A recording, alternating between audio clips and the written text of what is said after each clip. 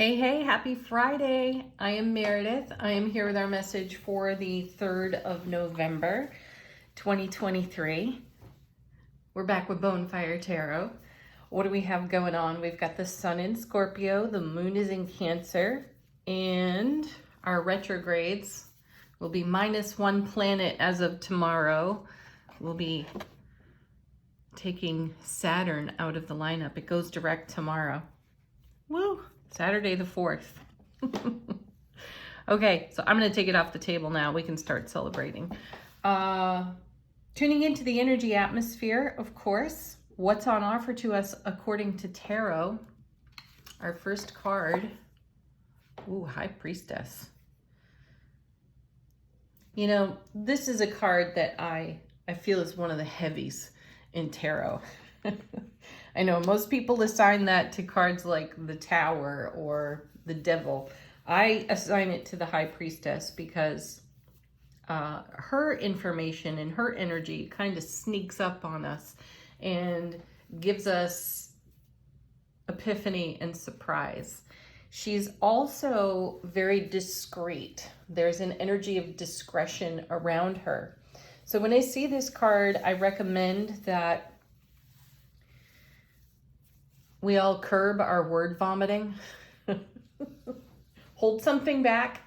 Don't necessarily spill it all. Don't spill all of the beans. And I also feel in the same vein of energy that sometimes our intuition, our inner being, inner voice, inner knowledge comes to us slowly in ways that we can handle and then manage so that we don't go off the rails in our ego chatter, right? The ego gets stimulated by deep truth messages, and that's what I'm sensing here with this beautiful High Priestess. A deep truth comes to light today, and I feel that it's one that we can contemplate, be in meditation with, savor, cherish. And my sense of this is that it comes out of our soulful presence, our eternal, all-knowing, soulful energy. So there's going to be a wow factor on this information. Let's see what the next two cards are. Strength. Ooh. Something tender, something really vulnerable, but strengthening.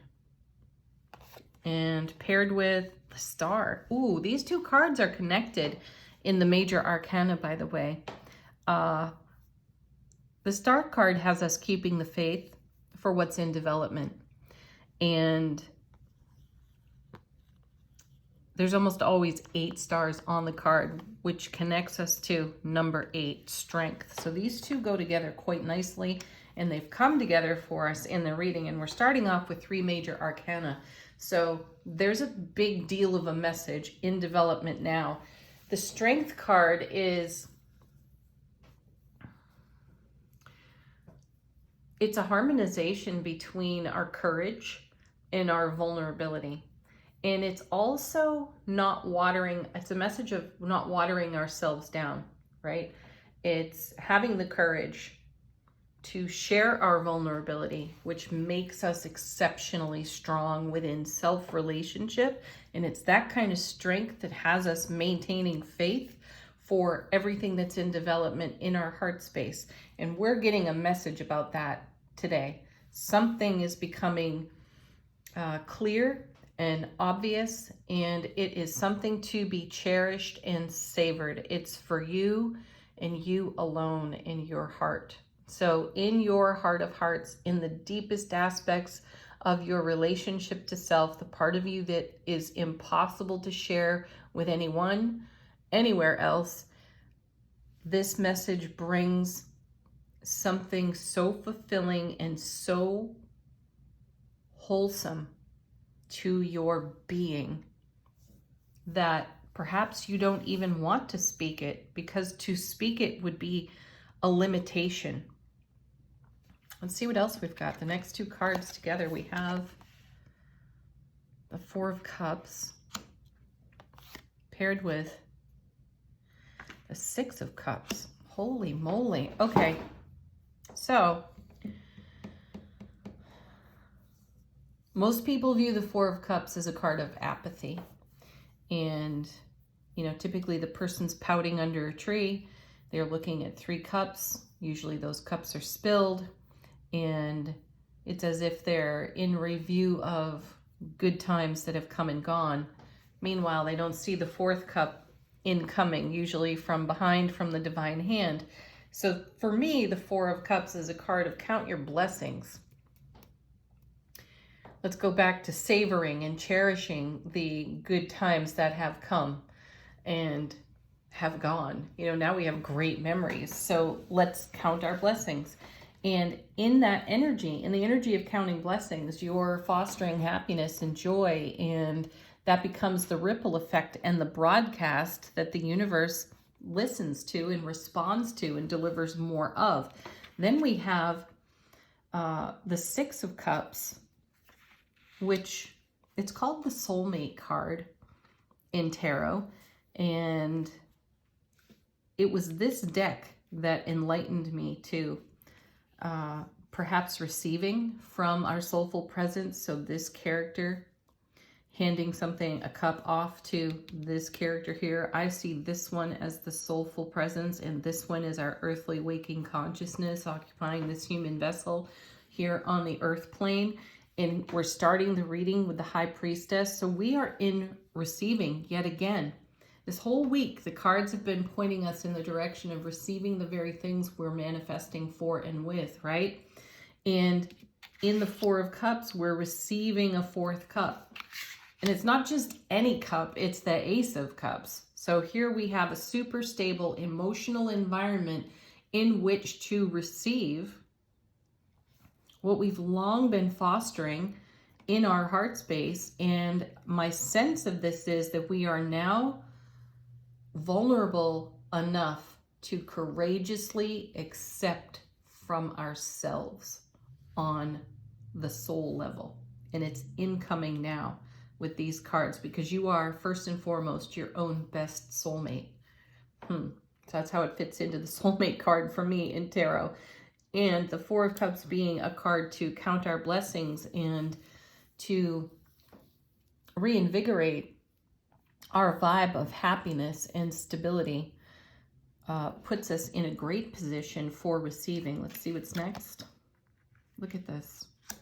The Ace of Wands. I think this is the 3rd time we've seen this card this week. For me, this card feels actionable. Like we are taking action with great passion and intensity, enthusiasm, exuberance, motivation, and we're creative in the way that we think. And this is a beginning. So whatever old story the ego may have been telling us, we have overcome that. And we've been challenged to do that in the cards this week. We've been challenged to take a look at the things that we do by rote and we do habitually, and ask ourselves, do these things work, or am I getting the same old results? We know the answer to that. And so we've challenged ourselves to upgrade our vibe, to do things differently. I have been deliberately doing things differently. There are things I don't do on purpose because I don't want to experience the discomfort, or I'm just being avoidant or resistant to something. And now I'm challenging myself to do these things. Yeah. I'll share some more of that at another time because it's a little comical. Anyway, here's our gorgeous Ace of Wands, and Freudian slip, 8 of Wands. Interesting. Well, we'll see if we see that card on the bottom of the deck. But anyway, we're taking action in the energy, the fiery, passionate, creative energy with great enthusiasm on the Ace of Wands. This is a very fertile card. There's a lot of sensuality attached to this card as well. And so I'm sensing that we're deepening our self relationship and being more authentically true with what we're channeling in the now through our soulful presence. And thank goodness for that, because it's overshadowing the ego. The ego doesn't stand a chance to do more than it's qualified to do. I'm not one of those who advocates, the ego must die. No, the ego has a job. It just has to stay in that realm, stay in that lane, and allow all of our beautiful soulful presence to drive this vehicle, drive this vessel, right? So we're in great receiving energy. We have been all week long, and I feel that we're taking great action through the energy of the Ace of Wands, and it's going to pay amazing reward for us. Bottom of the deck, this is how the universe is supporting us, showing us things that may not exactly be obvious to us. Six of Swords. Oh, I like it. We're moving on. This is a card of harmony and balance, unity as well. And it's moving on from an energy that's less than favorable to energies that are much more favorable. So here we have confirmation of our journey through our own ego chatter into the wisdom and the knowledge of our soulful presence through the High Priestess. And again, I feel that we're also getting a message with the High Priestess that is good for us individually, and it's good to share for the collective. Be mindful though with whom you share, because there are those who will want to rain on the parade. So be discreet in what you share. Choose wisely through your heart those who can hear the message and handle the message, simultaneously embracing the message too. So we're moving into calmer waters, which is great. Sometimes the journey through these retrograding planets, sometimes journeying through the things that we do habitually, they can be hard to see and spot. And then once we're able to, we're able to make some changes around that. So keep going because it's working. Then we have the Seven of Cups as our next card. I like this. I most especially like that there's a heart right there in the third eye. So look at the world through the eyes of love. Especially when you're making choices about everything that's on offer to you right now in terms of your opportunities, right? The opportunities that you've created for yourself may be many. And when we see the Seven of Cups, again, we're emotionally, because the Suit of Cups is all about our emotional realm, right? Our emotional being. We want to make decisions that are heart-centered, heart-based, and we may have a lot of opportunities in front of us.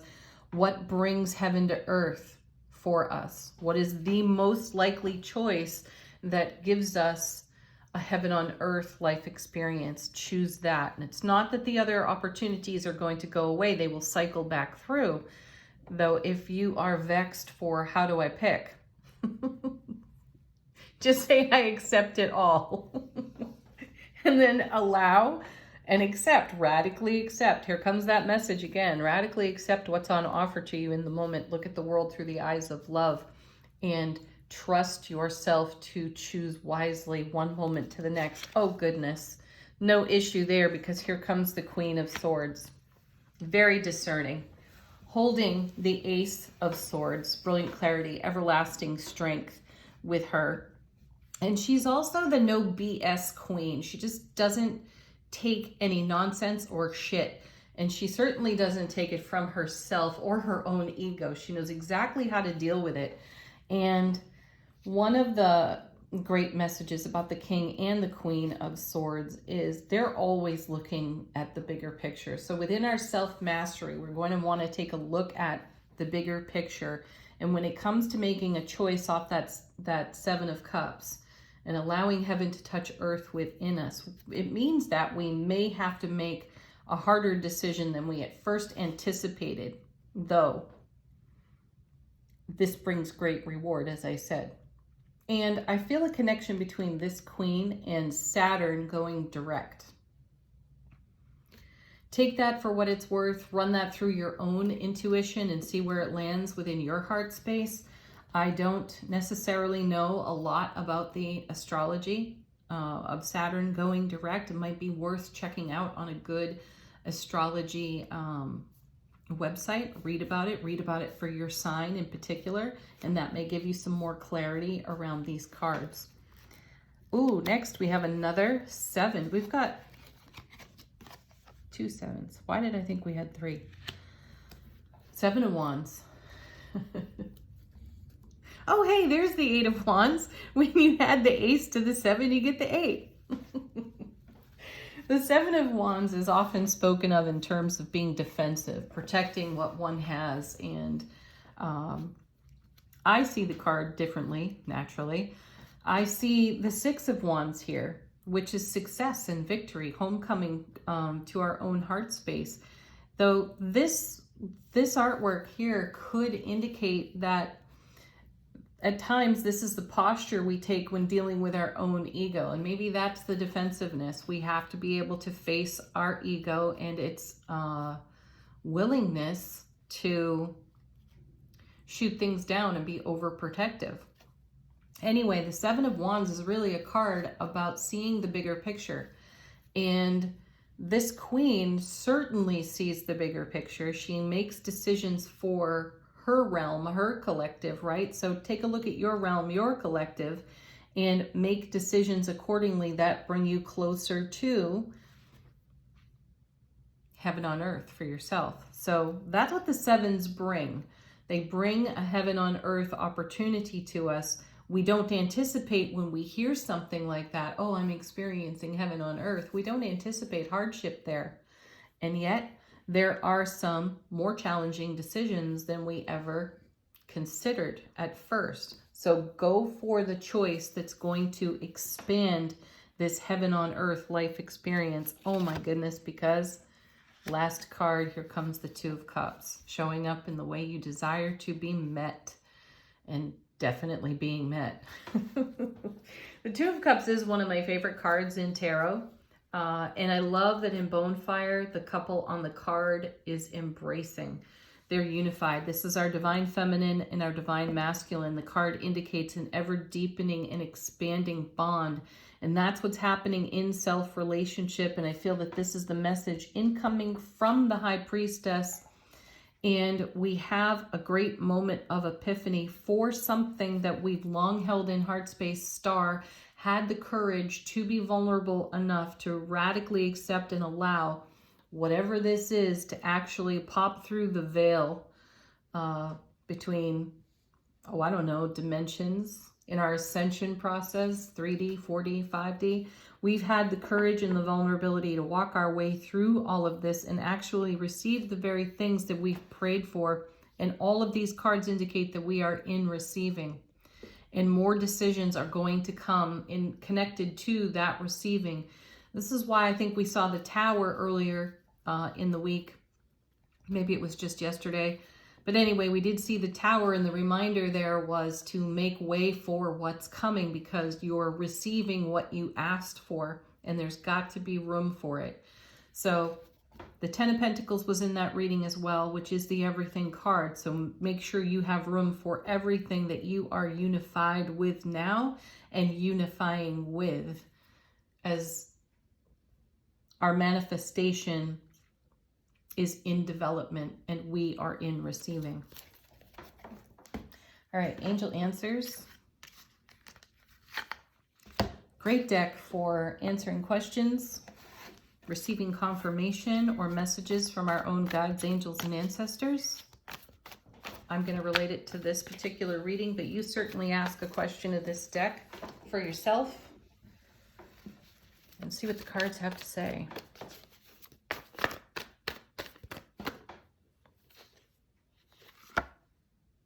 Second day in a row. Trust. Yes, trust your intuition. Trust the messages that are coming your way. They're bringing peaceful resolution. Look at this. I like that. I feel like someone is saying, oh my gosh, at last. Oh, you know how it feels when you've been working outside for many hours and you finally take the moment to sit down in a comfy spot and just rest your being, and you have that deep sigh, and then you just celebrate that moment of peace. That's what I'm feeling here. By trusting what is developing in the now, it creates that feeling. And that may be the feeling that is accompanied by the High Priestess today. So whatever message is coming through for you today brings you a sense of deep inner peace.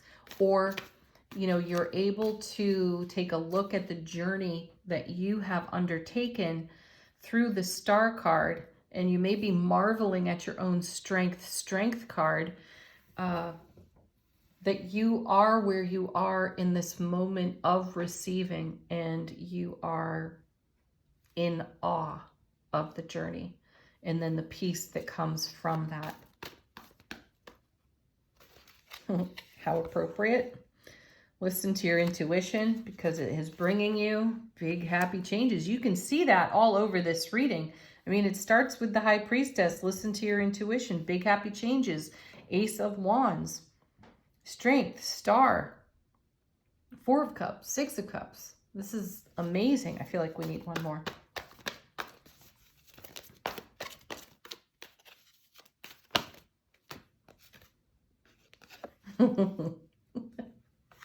Let go and go with the flow. Let go and allow yourself to receive your heaven on earth life experience. Final word on the reading from Shaman's Dream Oracle. How is our soulful presence informing our waking consciousness?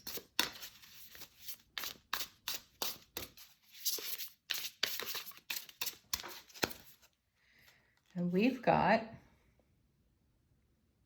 oh, how sweet.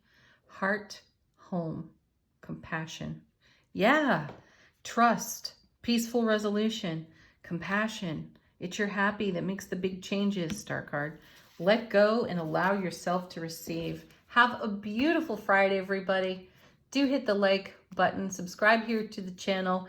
Have an amazing weekend. Celebrate the heck out of Saturn going direct. And then on Sunday, for those of you who move your clocks, yeah, daylight savings time comes to an end.